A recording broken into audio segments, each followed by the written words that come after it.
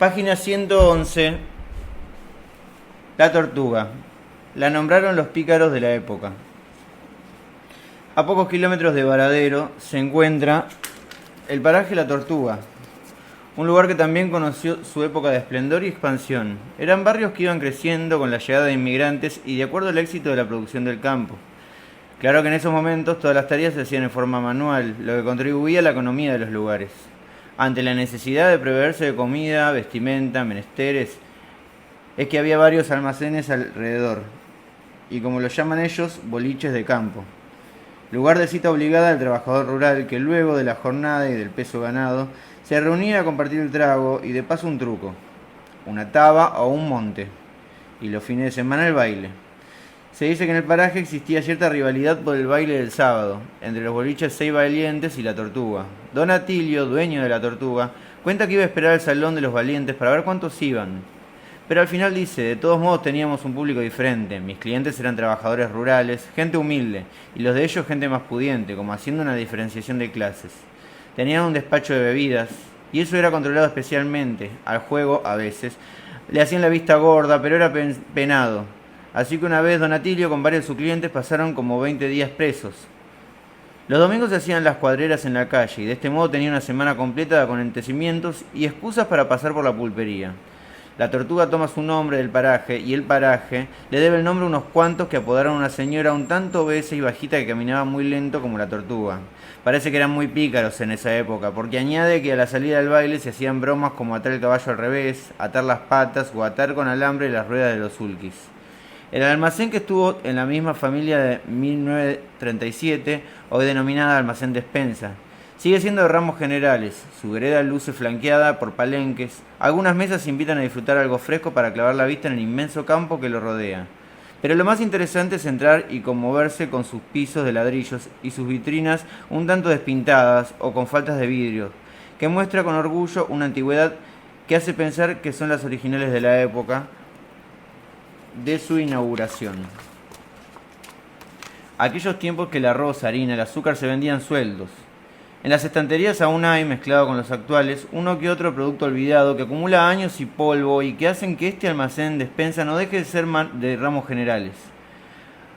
Aquí aún se pueden comprar algunas alpargatas, comer empanadas, y entre las boinas y la bandina puedes encontrar pan dulce y algunos artículos de librería. La sencillez del mobiliario hace juego con lo que quizás sean los dueños de los caballos que están atados al palenque. Esos chicos jóvenes que nos hacen pensar que el amor a la tierra no se pierde por más maquinarias que se hayan inventado para facilitar el trabajo del campo. Su vestimenta los identifica y los distingue y los honra. Y ellos completan el cuadro perfecto que junto al almacén hacen un paraje perfecto.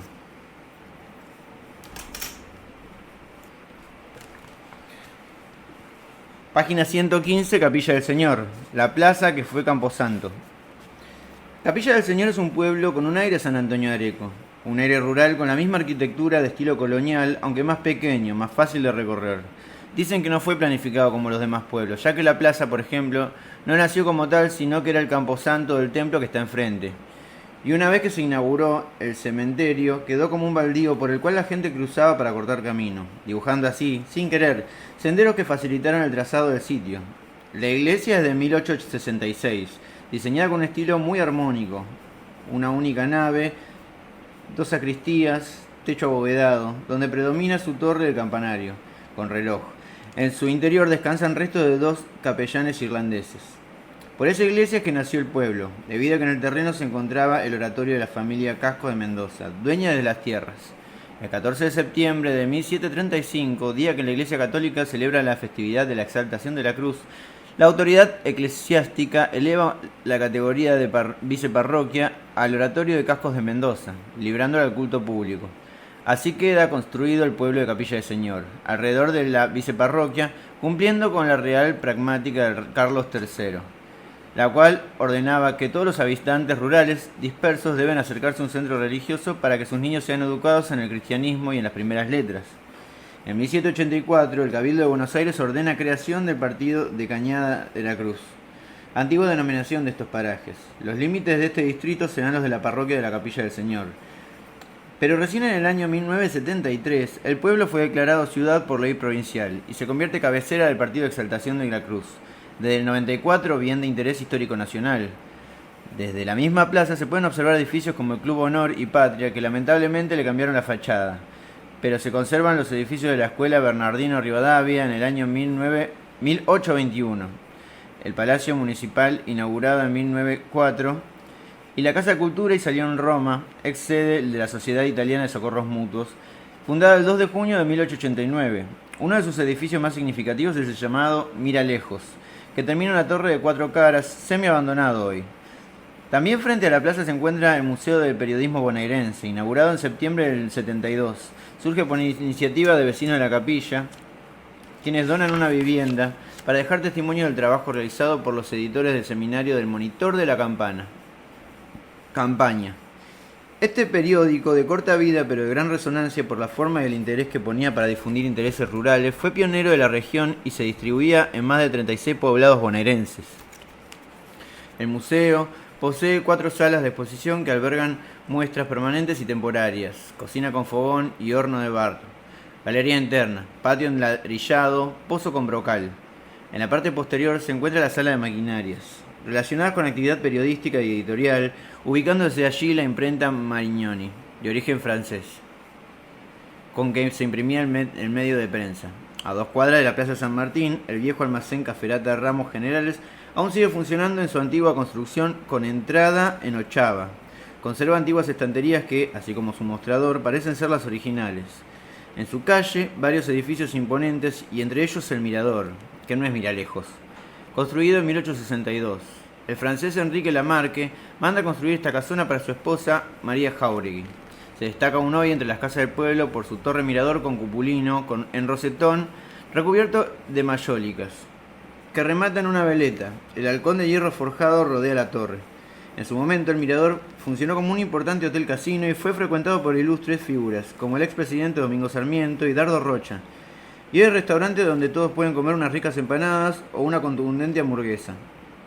A poco del centro hacia el oeste se encuentra el cementerio. Es digno de ser visitado por tumbas monumentales, sepulcros de chapa, antiguas bóvedas con puertas, lápidas de mármol y bajorrelieves y leyendas en francés e inglés. Bajo el veredón, conduce el cruz central, se ubica la fosa común de los muertos de la epidemia del cólera de 1868. Lamentablemente, la ciudad carga con esa triste historia que diezmó la población. Cuenta la historia que llegó al pueblo un carro de frutas, verduras procedentes de San Pedro, que se ubicó durante todo el día donde ve la plaza central para vender su mercadería. Esa misma noche muere el mercader, a quien se le había diagnosticado una terrible peste y como consecuencia lamentable el contagio masivo. Hoy el antiguo lazareto está en manos privadas y lamentablemente solo se puede apreciar la fachada que ha sido apuntalada por el municipio por peligro de derrumbe, dando cumplimiento a la normativa vigente referida a preservación patrimonial, aunque nadie corta ni siquiera el pasto que crece tapando las paredes. Tomar con la bicicleta hasta la calle Viejo Vizcacha, una calle ancha de tierra con grandes árboles de eucaliptus, hacia la entrada de Estancia Martín Fierro, que fuera propiedad de José Hernández, quien la llamó igual que a su libro. Es en este el lugar donde escribió la segunda parte del tradicional poema gauchesco. La estancia estuvo alguna vez abierta al público, funcionó como hotel de campo o se podía pasar allí el día. En 2018 salió a la venta y se cerró. Hoy no es posible visitarla, solo pasar por su inconfundible portón de hierro.